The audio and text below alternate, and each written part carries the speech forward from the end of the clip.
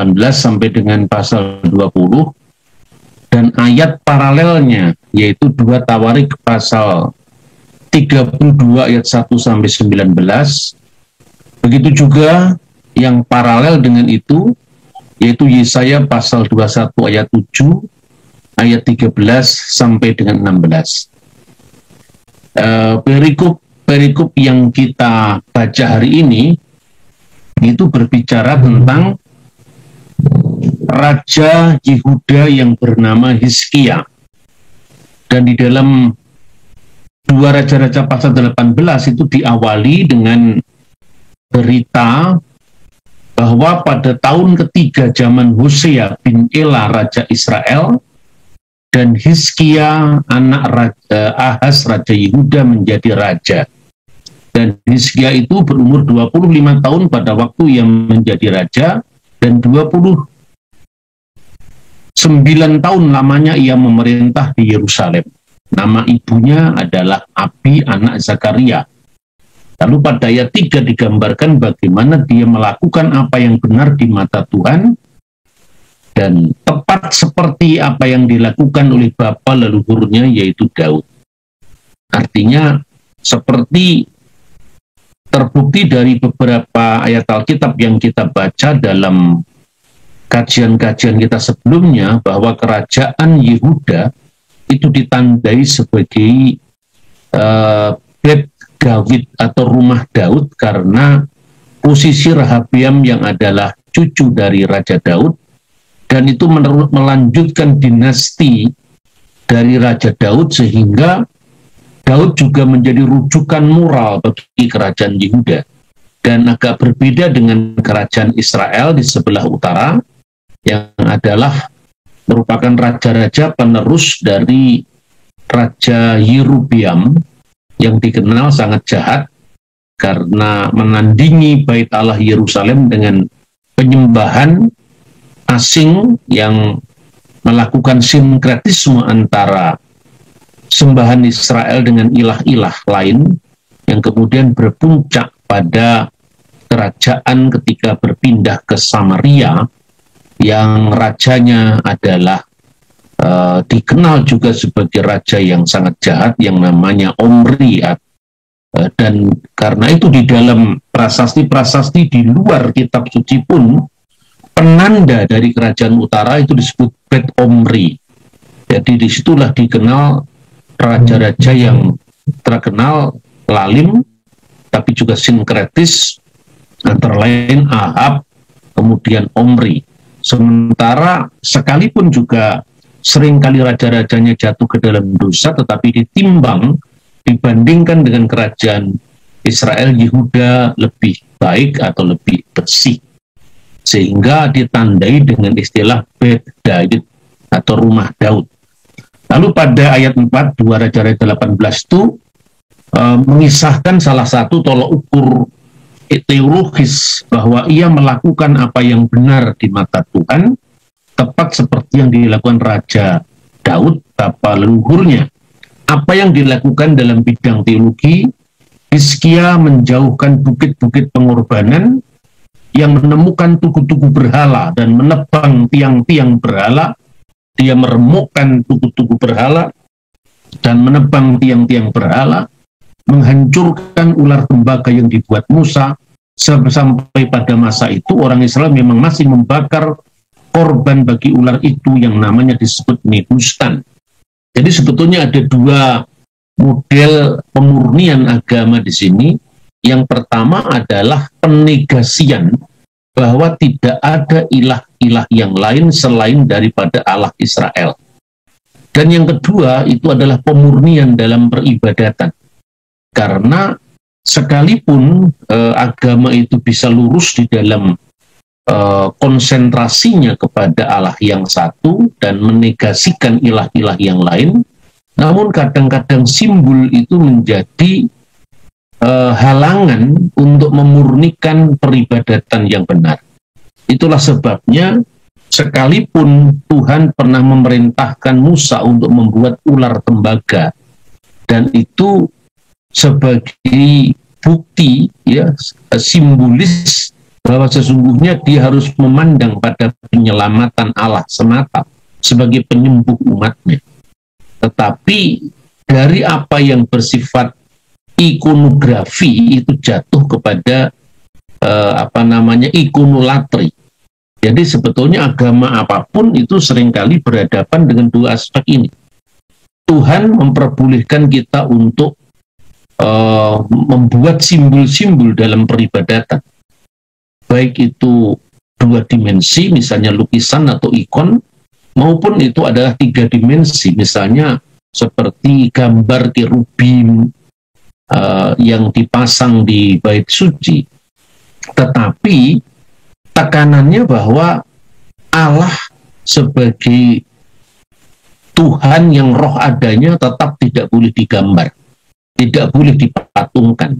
Yang boleh digambar itu adalah ciptaan-ciptaannya dan simbol-simbol kehadirannya. Makanya di dalam ajaran Kristen sekalipun diizinkan ada gambar-gambar atau ikon-ikon, tetapi itu tidak pernah dijumpai misalnya ikon Allah Bapa. Yang dikenal adalah ikon dari putranya Yesus Kristus. Karena itu peneguh inkarnasi bahwa firman menjadi daging. Jadi itu yang ditekankan dalam gereja. Namun demikian juga gereja tidak boleh jatuh kepada ikonolatri. Jadi membuat simbol ular tembaga itu adalah bentuk Tuhan yang mengizinkan simbol dalam peribadatan. Tetapi membakar dupa dan kemudian menyamakan simbol itu sebagai hakikat itu adalah ikonolatri. Dan itu sama dengan penyembahan berhala. Jadi kedua-duanya pemurnian seperti itu dilakukan oleh Hizkia, sehingga Hizkia di mata Tuhan itu melakukan perbuatan yang benar. Lalu apa hubungannya dengan Yesaya pasal 21 ayat 7, ayat 13 dan ayat 15? Karena ini berkaitan dengan tema, yaitu Yerusalem yang lolos dari penyerbuan bangsa-bangsa lain. Dan Yerusalem serta negara-negara yang berhubungan dekat dengannya itu berada di dalam tungku api konflik yang disebabkan karena kompetisi antara negara-negara di sekitar Israel dan Yudea itu, dan bagaimana itu dilihat dari teropong firman Tuhan.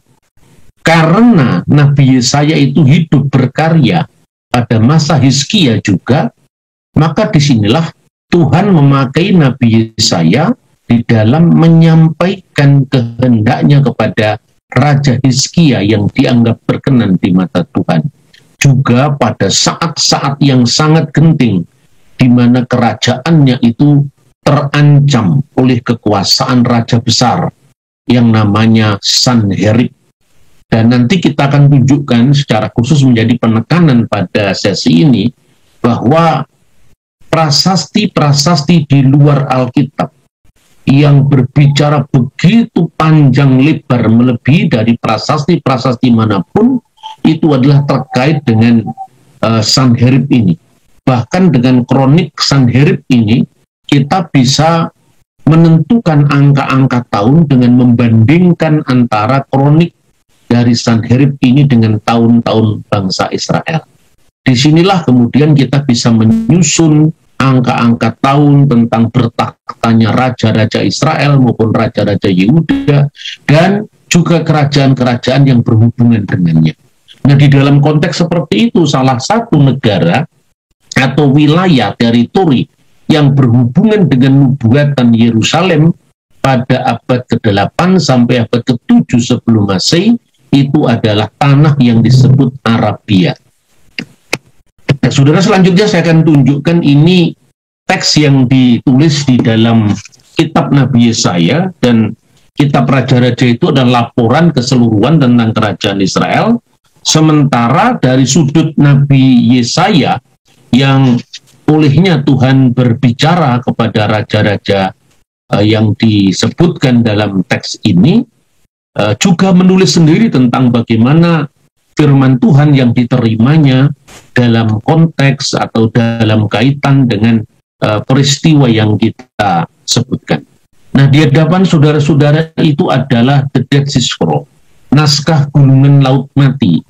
Dari sini saya selalu mencoba bagaimana untuk langsung menunjukkan kepada saudara-saudara bagaimana Alkitab itu terjaga kemurniannya, karena kita bisa menunjukkan bahwa ayat-ayat yang kita baca baik dalam terjemahan maupun dalam teks bahasa Ibrani itu tidak berbeda dengan ayat-ayat yang muncul dari naskah atau kitab suci yang sama atau kitab-kitab yang sama ribuan tahun yang lalu.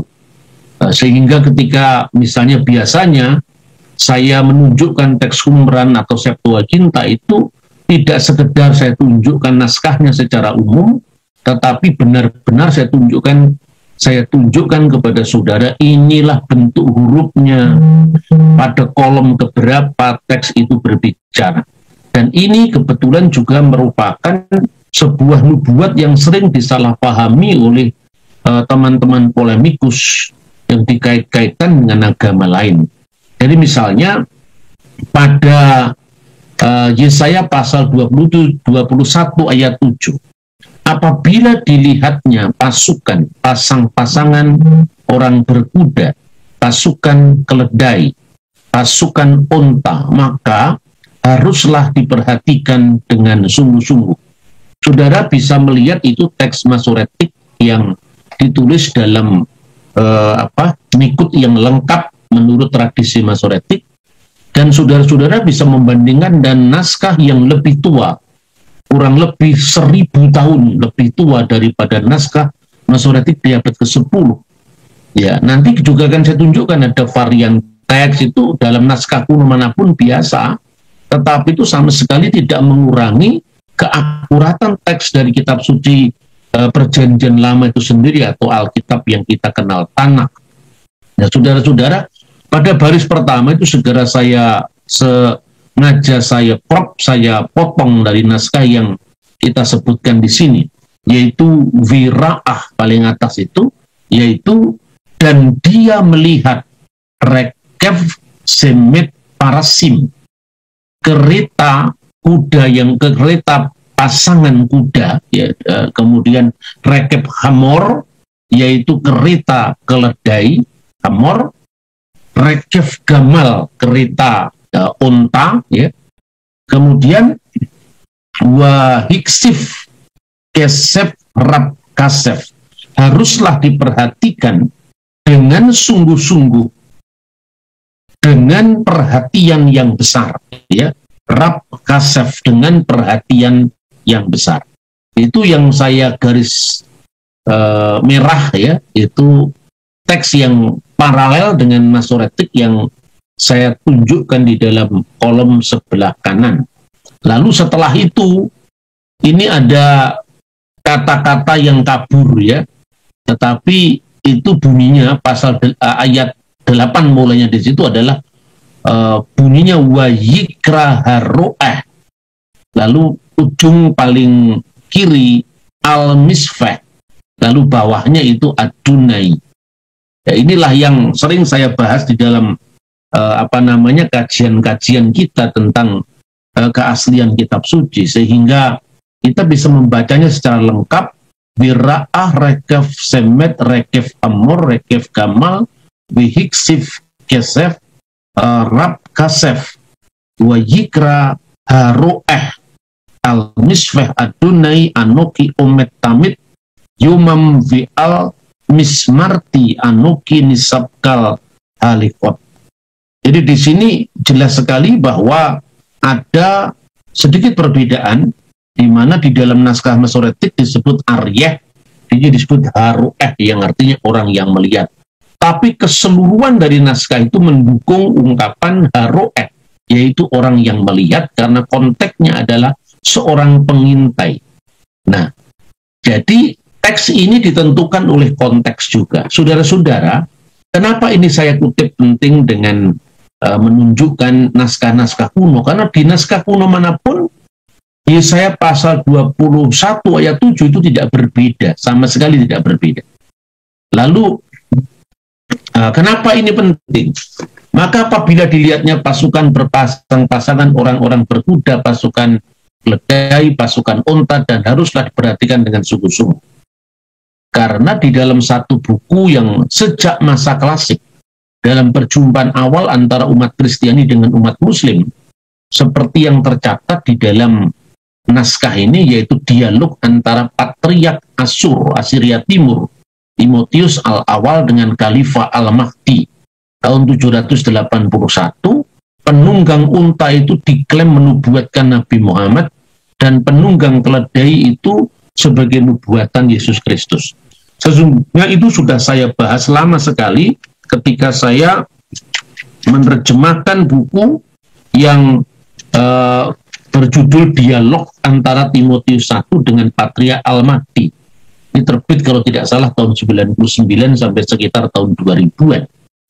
Tetapi sekarang belum bisa dicetak ulang karena dulu itu memakai sistem percetakan yang sangat manual. Ini salah satu ya. Kemudian apa sesungguhnya makna itu? Makna siapa penunggang unta, siapa penunggang kuda, siapa penunggang keledai, ini tidak bisa dilepaskan dari simbol-simbol bangsa kuno waktu itu, misalnya Asyur, Persia, kemudian Babel, yang semuanya disimbolkan dengan simbol-simbol binatang. Jadi kalau saudara-saudara melihat siapakah penunggang keledai, itu kaitannya dengan konflik antara Asyur, Babel, Media, Persia, dan terkait dengan sosok besar misalnya Darius itu dilambangkan dengan penunggang unta. Lalu siapakah penunggang kuda? Itu adalah Kores Agung dan Darius. Siapakah itu penunggang keledai? Itu adalah Persia. Dan itu berkaitan nanti bagaimana kerajaan utara ditaklukkan oleh Asyur, kemudian kerajaan selatan ditawan di pembuangan Babel. Dan itu kita bisa melihat kan siapa yang dilambangkan misalnya dengan keledai misalnya, itu contoh ya, itu berbicara tentang sosok yang Persia, karena raja Persia itu dilambangkan dengan Hamor atau keledai karena campuran darah campuran antara ayah sang raja itu Persia dan ibu sang raja dari Madia. Dan eksistensi negeri ini masih dicatat di dalam Perjanjian Baru, Kisah Para Rasul, meskipun kejadiannya sudah berjalan lebih dari 1000 tahun, yang disebut Media Partia. Nah, itulah yang kemudian salah satunya juga dibenarkan oleh catatan-catatan sejarah dari bangsa lain, misalnya Oracle of Apollo. Itu berbicara tentang catatan Yunani yang berbicara mengenai seorang perempuan yang menjadi juru bicara dari dewa Apollo. Itu gambaran mitologi tentu saja, yang ditanya tentang nasibnya bangsa-bangsa. Lalu di dalam Oracle Apollo itu dikatakan peringatan pada bangsa Babel, hai orang-orang Babel, kotamu telah berdiri. Sampai kapan? Sampai seekor keledai menjadi raja atas Media. Nah, makanya ini merujuk kepada siapa? Merujuk kepada Kores Agung, raja penunggang keledai yang nantinya mengalahkan Babel. Dan ketika dia mengalahkan Babel, itu nanti sejarah berikutnya, kemudian Kores Agung ini mengeluarkan dekret yang dikenal dengan dekret Kores Agung dalam bentuk prasasti silinder yang sekarang ditemukan. Lalu bangsa-bangsa yang dulu menjadi bekat jajahan Babel itu dilepaskan dan diperbolehkan membangun bait suci masing-masing. Semuanya ini masih berkaitan dengan teks yang kita baca, secara khusus apabila kita runut satu demi satu dengan bukti-bukti prasasti sejarah yang ada. Secara sekilas, kalau kita sekarang membahas tentang misalnya sosok yang dikenal dengan Raja Hizkia, lalu di situ juga ada kaitannya misalnya dengan diawali dengan penaklukan bangsa Israel yang di sebelah utara. Kemarin kita membahas tentang prasasti Raja Tiglat-Pileser III yang mencatat di Bet Umria, rumah Omri, aku menggulingkan raja mereka namanya Pekah.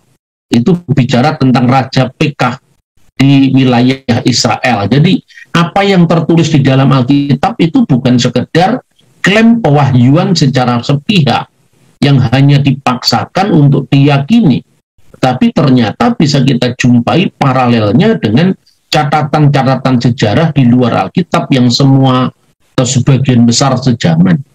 Nah, kemudian kita juga bisa melihat sosok Sanherib. Nah, sosok inilah yang diceritakan selanjutnya di dalam 2 Raja-Raja pasal 19, di mana tekanannya setelah kerajaan utara itu nantinya ditawan oleh Asyur, ya, dia berhasil menawan kerajaan utara dan kemudian dia memperluas taklukannya ke bagian selatan. Maka setelah kerajaan utara itu jatuh, yaitu Samaria, pada gilirannya dia akan menaklukkan kerajaan selatan. Ya, kemudian kerajaan selatan pusatnya di Yerusalem. Lalu karena Tuhan melihat bahwa Raja Hizkia itu benar di mata Allah, benar di matanya, maka Tuhan akan meluputkan Yerusalem dari tangan Sanherib. Inilah tekanan yang diberikan di dalam 2 Raja-Raja pasal 19. Segera sesudah Raja Hizkia mendengar itu, dia mendengar ancaman dari Sanherib yang akan menaklukkannya, bahkan dengan secara sangat jumawa, menunjukkan prestasi gemilang dari kerajaan Asyur itu dengan pertolongan dewa-dewa mereka. Lalu Hizkia mendengar ancaman itu dan dia mengoyakkan pakaiannya dan diselubungi badannya dengan kain duga atau kain kapung, lalu masuklah ia ke rumah Tuhan. Disuruhlah juga Eliakim, kepala istana, Sebna, panitera negara, dan tua-tua di antara para imam dengan berselubungkan kain kapung kepada Nabi Yesaya bin Amos. Berkata kepadanya, beginilah kata Hizkia, hari ini hari kesesakan, hari hukuman dan penistaan, sebab sudah datang waktunya untuk melahirkan anak, tetapi tidak ada kekuatan untuk melahirkan. Mungkin Tuhan sudah mendengar segala perkataan juru minuman agung. Sebetulnya juru minuman agung itu mungkin lebih tepat seperti yang diterjemahkan oleh Alkitab bahasa Indonesia masa kini, ya, bahasa Indonesia sehari-hari, itu adalah seorang pejabat utama atau perwira tinggi dari kerajaan itu maksudnya. Makanya bagaimanapun juga ini adalah satu terjemahan, ya, kita bisa memilih terjemahan yang lebih tepat. Maka saya memilih terjemahan yang lebih tepat dari kata Ibrani Adonav Leharef itu sebagai komandan utama, atau seperti terjemahan bahasa Indonesia masa kini itu adalah perwira tinggi, ya. Jadi perwira tinggi dari itu menghadap sang raja, kemudian memberi hukuman karena perkara-perkara yang telah didengarnya. Maka baiklah engkau menaikkan doa untuk sisa yang masih tinggal ini. Lalu digambarkan dalam ayat selanjutnya bagaimana Hizkia mengadu kepada Tuhan dengan membentangkan ancaman dari Raja Asyur itu di depan Tuhan, dan Tuhan menjanjikan bahwa Yerusalem akan lolos dari serangan Sanherib. Nah, siapakah Sanherib? Kita memiliki prasasti yang sangat panjang tentang itu. Sanherib itu di dalam bahasa Asyur adalah Sin Ahe Riba, yang artinya dewa Sin sudah mengganti saudara-saudaraku yang telah tiada. Dan di dalam prasasti itu digambarkan bahwa saudara-saudaranya dia itu semua sudah mati, tetapi hanya dia yang tinggal hidup, sehingga dia telah digantikan kematian oleh saudara-saudaranya tadi dengan dewa Sin mengangkat dia sebagai Maharaja Asyur yang baru, yang memerintah setelah wafat ayahnya namanya Sargon kedua. Dan Sanherib itu memerintah antara tahun 705 sampai 681 sebelum Masehi. Jadi raja ini sangat terkenal, khususnya yang berkaitan dengan peristiwa-peristiwa penting yang dicatat dalam Alkitab, misalnya penaklukan kerajaan utara dan kegagalannya dalam menaklukkan Yerusalem sebagai ibu kota kerajaan Yehuda. Nah, inilah contoh-contoh gambar selain inskripsi di dalam bahasa Asyur, maka sekarang ini selain Egyptologi, itu juga sudah mulai berkembang apa yang dinamanya Asyurologi, yaitu arkeologi bangsa Asyur yang melimpah prasasti-prasasti itu memberikan pemahaman yang lebih jelas mengenai kronik yang tercatat dalam Alkitab. Sekalipun nanti akan kita membahas bahwa masing-masing penulis sejarah itu tentu menulis dalam perspektifnya. Gambaran yang pertama ini adalah senjata pengepungan Asyur yang digunakan dalam menggempur tembok kota Lakis. Dan penaklukan Lakis juga tercatat di dalam Alkitab. Inilah Raja Sanherib ya di dalam sejumlah prasasti itu, dan ini bisa saya kasih tema Sanherib dalam prasasti dan kitab suci. Dan saudara bisa membandingkan di gambar yang di bawahnya itu bagaimana ketika orang-orang Israel dibawa ke tawanan oleh Sanherib, dan itu dibuktikan dari bentuk pakaiannya dalam relief itu sangat jelas bagaimana identitas dari masing-masing bangsa yang digambarkan, termasuk binatang-binatang yang menjadi ciri khas dari bangsa-bangsa itu tergambar di dalam relief prasasti itu.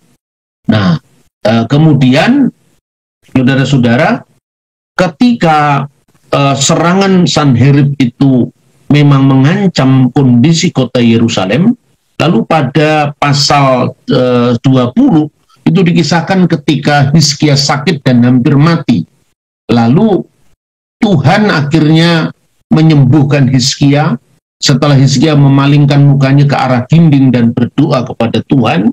Lalu Tuhan menjawabnya melalui Nabi Yesaya, dan semua penggenapan yang disampaikan oleh catatan kitab suci itu persis sama dengan apa yang sebelumnya diminta diharapkan oleh sang raja ini ketika dia berada di dalam kesesakan, dan dia diperpanjang umurnya sampai 15 tahun lagi. Dan aku melepaskan engkau dan kota ini dari tangan Raja Asyur, aku akan memagari kota ini karena aku dan oleh karena Daud hambaku. Dalam 2 Raja-Raja pasal 20 ayat 6. Lalu pada ayat 20 digambarkan bahwa Raja Hizkia itu membangun sebuah terowongan. Nah, ini sangat penting karena itu nanti akan dibuktikan dengan bukti arkeologi juga yang sangat penting, yaitu terowongan Hizkia. Disebutkan selebihnya dari riwayat Hizkia ayat 20, segala kepahlawanannya dan bagaimana ia membuat kolam dari saluran air yang mengalirkan air dari kota. Bukankah semuanya itu tertulis dalam kitab sejarah Raja-Raja Yehuda?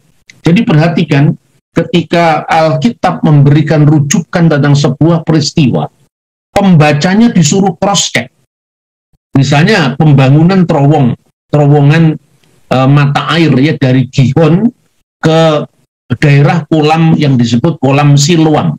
Saluran ini juga menyalurkan air dari sejumlah taman-taman yang menghadap lembah Kidron. Ini sesungguhnya ditemukan, akhirnya betul-betul ditemukan. Ini ada prasastinya di situ tentang apa yang disebut terowongan Hizkia. Pertama kali ditemukan tahun 1838 oleh seorang pakar kitab suci, arkeolog dari Amerika Serikat namanya Edward Robinson. Makanya sekarang dikenal dengan terowongan Robinson. Ini sangat terkenal, dan ini bukti waktu penemuan terowongan ini dan prasastinya itu memang bukti-bukti arkeologi belum semelimpah sekarang. Dan akhirnya itu nanti diteguhkan kembali sampai ukurannya terowongan itu, satuan pengukur yang dipakai, itu bisa dicocokkan misalnya antara alat ukurnya bangsa Asyur, alat ukurnya bangsa Israel, sistem penanggalan Asyur seperti kronik Asyur tadi, kronik Sanherib, dibandingkan dengan kronik bangsa Israel, sistem perhitungan tahunnya, sehingga kita bisa menemukan misalnya Hizkia menjadi raja tahun 715 sampai tahun 686 sebelum Masehi. Saya kira hanya Alkitab yang bisa menentukan deskripsi tentang tokoh-tokohnya lengkap dengan angka tahunnya, lengkap dengan peristiwanya. Karena apa? Karena memang dibuktikan paralelnya dengan prasasti-prasasti yang sejaman. Dan contoh tentang kehidupan Hizkia dan lolosnya Yerusalem dari kepungan Sanherib, ini buktinya sangat lengkap sekali, termasuk siapakah yang disebut bangsa Arab yang dinubuatkan dalam kitab Nabi Yesaya yang kita sebutkan tadi. Nah, inilah bentuk terowongannya yang disebut terowongan Hizkia, ya. Nikbat itu adalah terowongan dari Hizkia, atau terowongan Siloah, ya, terowongan Siloah kan, terowongan Siloam. Hizkia ini juga telah membendung aliran Gihon. Ini menurut informasi dari 2 Tawarik pasal 32 ayat 30 yang paralel dengan 2 Raja-Raja pasal 20 ayat 20 tadi. Hizkia ini juga telah membendung aliran Gihon di sebelah hulu dan menyalurkannya ke hilir ke sebelah barat di kota Daud. Ini terowongannya ditemukan. Dan saudara-saudara kalau pergi ke Israel dengan program ziarah yang lebih khusus, misalnya tanpa Mesir atau tanpa Yordania, lama kita tinggal di Israel misalnya, itu akan bisa melihat kota Daud yang lama, yaitu reruntuhan bait suci yang pertama, lalu reruntuhan bait suci yang kedua, sehingga ketika kita melihat Yerusalem itu tidak lagi Anda dibingungkan oleh misalnya ada 2 Golgota dan sebagainya, itu tidak akan ada lagi. Karena ketika kita meneliti dengan mata arkeologi itu tentu beda dengan mata pelancong atau wisatawan biasa yang hanya secara sambil lalu, bahkan sambil lari, melihat situs-situs itu tanpa penjelasan arkeologi. Padahal dengan kita melihat paralel informasi kitab suci dengan data arkeologi, itu akan luar biasa kita bisa memahami dengan takjub keajaiban firman Tuhan dalam Alkitab itu yang bisa dilihat dalam perspektif yang lebih luas dengan bukti-bukti sejarah dan arkeologi. Selanjutnya kita akan melihat prasasti dalam bentuk prisma yang dilakukan oleh Raja Sanherib. Tadi saya sampaikan ketika Alkitab memberikan sebuah deskripsi, ya, misalnya selebihnya riwayat Hizkia dan segala kepahlawanannya, bagaimana ia membuat kolam dari saluran air, mengalirkan air ke dalam kota. Bukankah semuanya tertulis dalam kitab sejarah raja-raja Yehuda? Cross-check sendiri, artinya apa? Sekalipun kronik sejarah raja-raja Yehuda itu sekarang belum bisa teridentifikasi kitabnya di mana, tetapi spiritnya kitab suci itu artinya begini.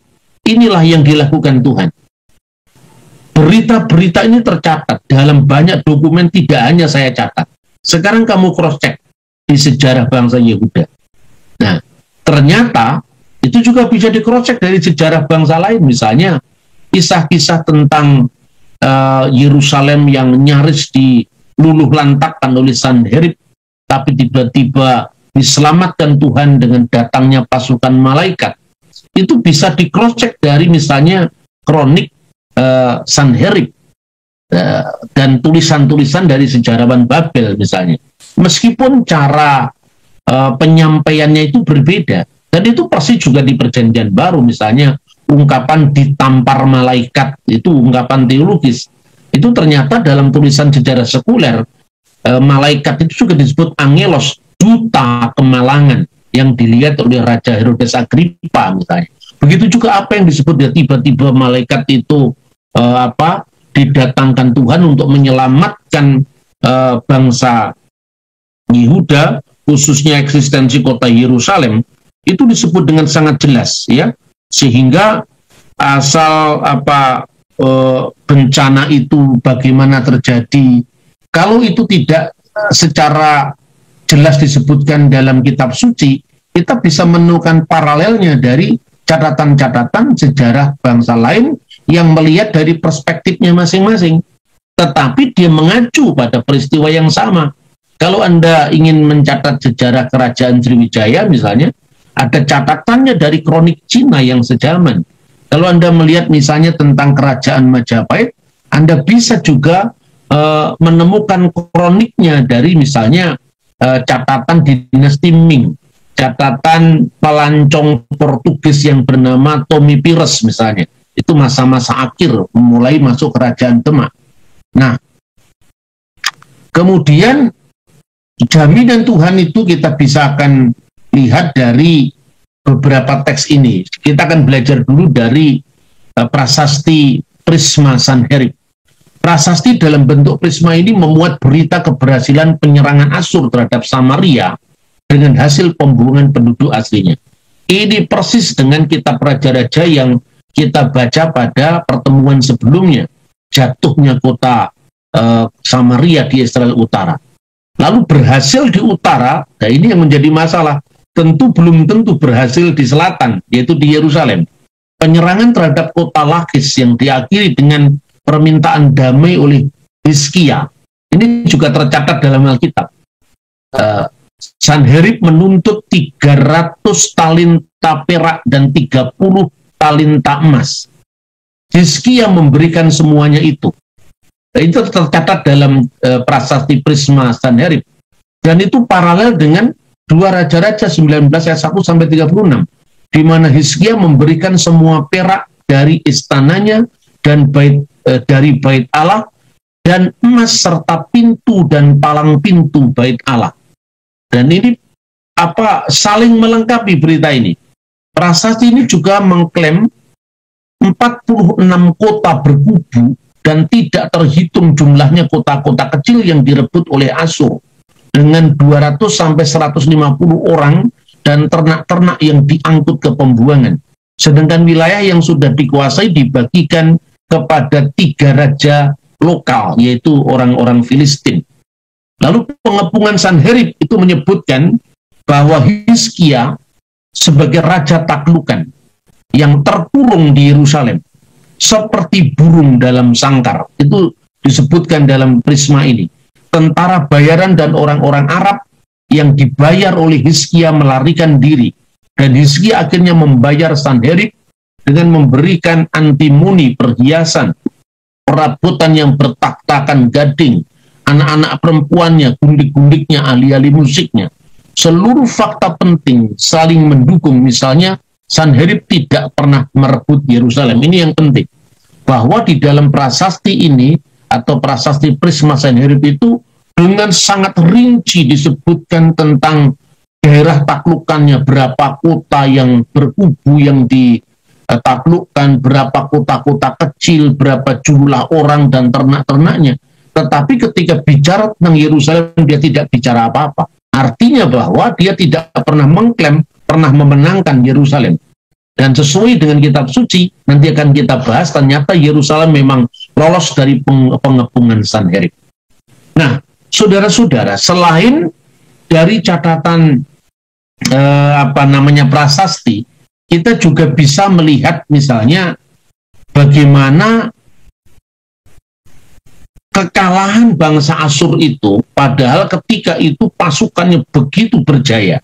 Itu disebutkan dalam 2 Raja-Raja 19 ayat 35 sampai 36. Maka pada malam itu keluarlah malaikat Tuhan, lalu dibunuhnya lah 185.000 orang di dalam perkemahan Asyur. Keesokan harinya pagi-pagi tampaklah semuanya bangkai orang-orang mati belaka. Sebab itu berangkatlah Sanherib, raja Asyur, dan pulang. Lalu tinggallah ia di Niniwe. 2 Raja-Raja pasal 19 ayat 35 dan 36. Nah, catatan Alkitab tentang lolosnya Yerusalem dari kepungan Sanherib itu juga ditulis oleh sejarawan Yahudi yang namanya Flavius Josephus yang menulis tahun 90 Masehi dalam bukunya Sejarah Kuno Bangsa Yahudi, buku ke-10 ya, bab ke-21. Di mana Flavius Josephus mengutip seorang penulis kuno sejarah Babel. Jadi saling mengutip sumber-sumber kuno itu. Namanya Berosus, yang menjelaskan bahwa kenapa Asyur tidak bisa menguasai Yerusalem, karena wabah pes merebak di perkemahan tentara Asyur. Jadi apa yang dibahasakan secara teologis, bahwa Tuhan telah mengeluarkan malaikatnya untuk membunuh 185.000 orang dalam perkemahan itu, bentuknya ternyata adalah wabah pes. Nah, wabah pes itulah yang ditulis oleh penulis-penulis sekuler seperti Berosus yang dikutip oleh Yosefus. Tapi itu dalam bahasa teologis orang Yahudi dalam Alkitab disebut sebagai wabah penyakit pes yang tiba-tiba saja muncul. Kemudian Herodotus, ini luar biasa karena ini ditulis tahun 430 sebelum Masehi, dan Herodotus itu juga salah satunya menyebut bahwa bangsa India itu memperoleh emas dari wilayah timur negeri itu yang semuanya pulau-pulau yang berpantai-pantai yang tidak lain Indonesia.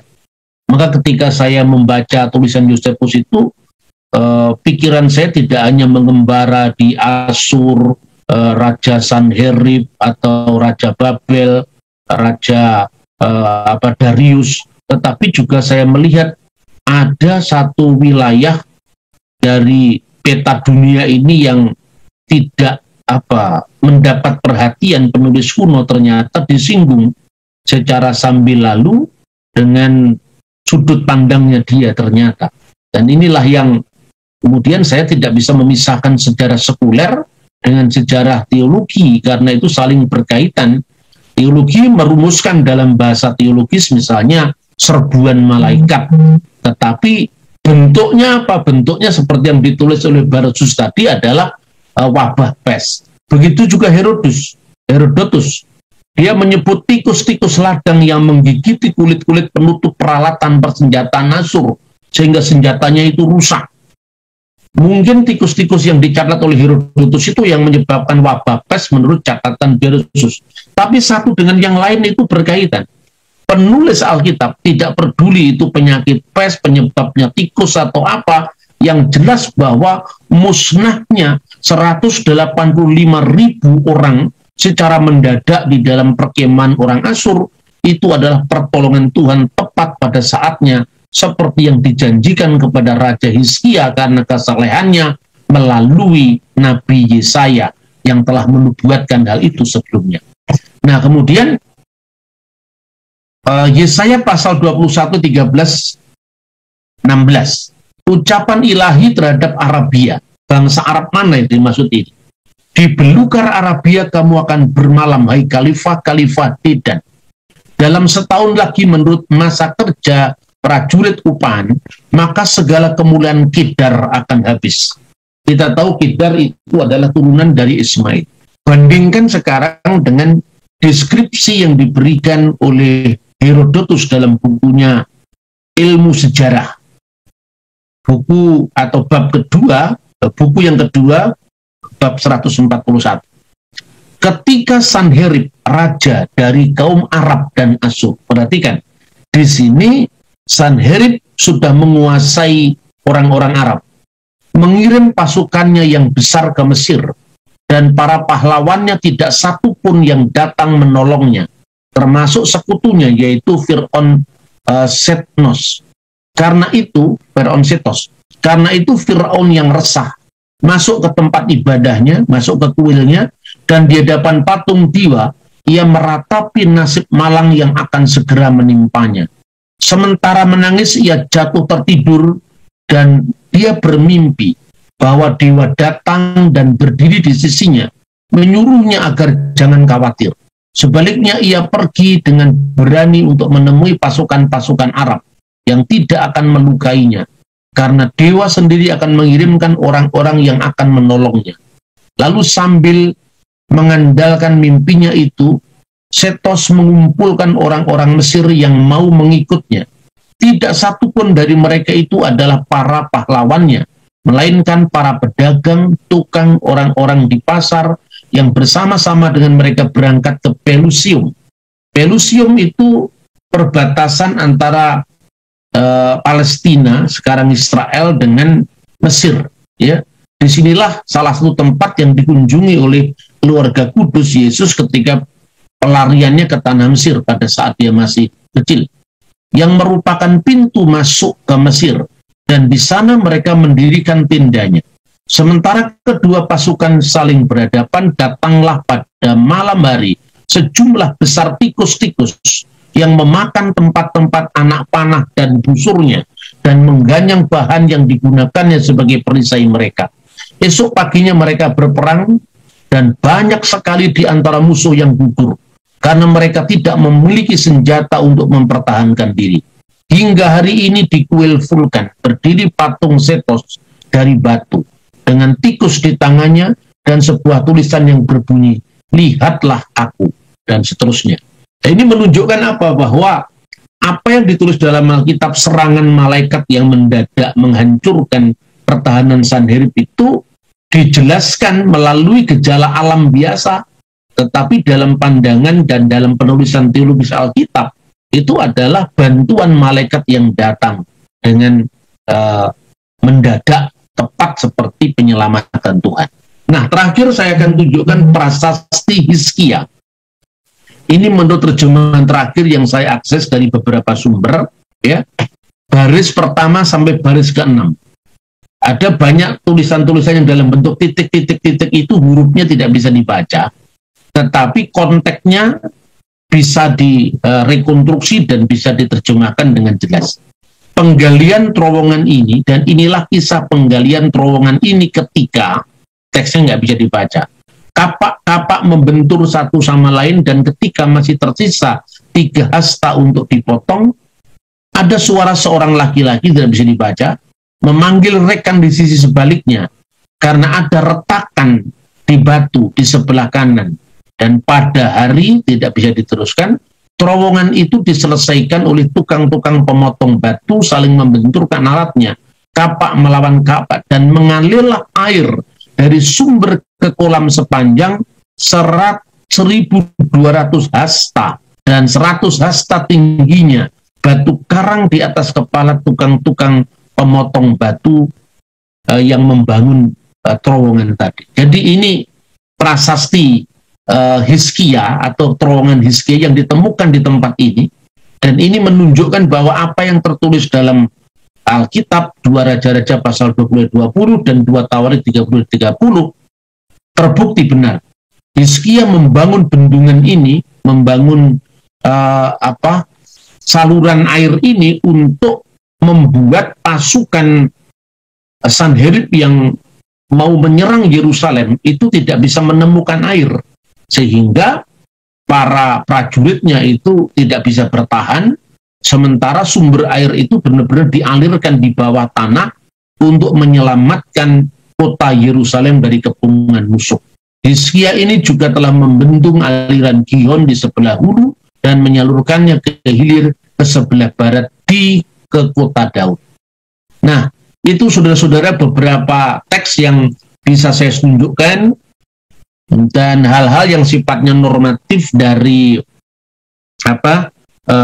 teks ini sengaja tidak saya bahas karena saya menekankan aspek arkeologi dan aspek sejarahnya, karena saya yakin bahwa hal yang sifatnya normatif itu sudah banyak dibahas di khotbah-khotbah minggu, ya, tetapi barangkali dengan narasi yang lebih menekankan ke paralel sejarah dan arkeologi di luar kitab suci ini sungguh bisa membuat kita lebih dalam memahami maksud firman Tuhan.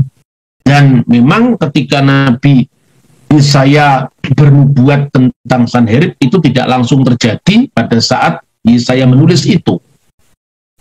Tapi catatan sejarah menjelaskan apa yang tertulis dalam Alkitab, bahwa akhirnya Raja Sanherib itu pulang ke negerinya, ke Asyur, dan dalam catatan bangsa Asyur sendiri itu ditemukan bahwa di sebuah kuil Nisroch, Raja Asyur itu sedang mengadu kepada dewanya, tapi kemudian dia akhirnya dibunuh oleh anaknya sendiri, sehingga matilah Raja Sanherib itu. Dan kapan kematiannya dicatat dalam prasasti itu pada tanggal 20 bulan Tebet tahun 681 sebelum Masehi. Dan catatan ini didukung oleh dokumen-dokumen kuno dari Asyur maupun Babel. Dua negeri yang sedang berkonflik, dan Yerusalem ada di tengah-tengah dari banyak negeri-negeri yang berebut kuasa di wilayah Timur Tengah kuno itu. Dan juga matinya Sanherib ditikam oleh anaknya sendiri juga ditulis dalam karya sejarah Babel yang ditulis oleh Berosus yang dikutip oleh Flavius Josephus pada masa kemudian. Saudara Robah, terima kasih untuk semua perhatian saudara. Sejarah yang penuh bukti adalah mitra iman yang penuh bakti. Tuhan memberkati kita. Shalom alaikum. B'Shem HaMashiach.